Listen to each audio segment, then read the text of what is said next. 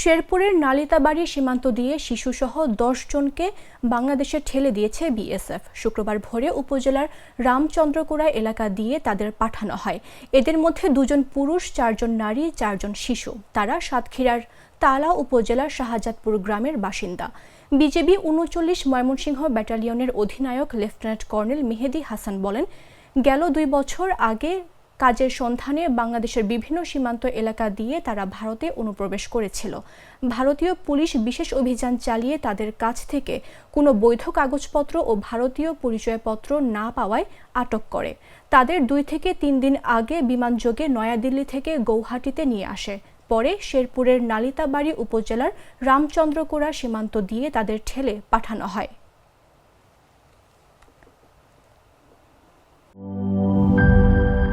সবুজের দেশে নতুন রঙের বেশে ঘরে বাহিরে সাজানো বলকে রেইনবো রেইনবো রেইনবো পেইন্টস রে সাশ্রয়ী দামে দেয়াল রাঙায় রেইনবো সবার রং সবার ঘরে ঘরে Rainbow Paints, the color of joy.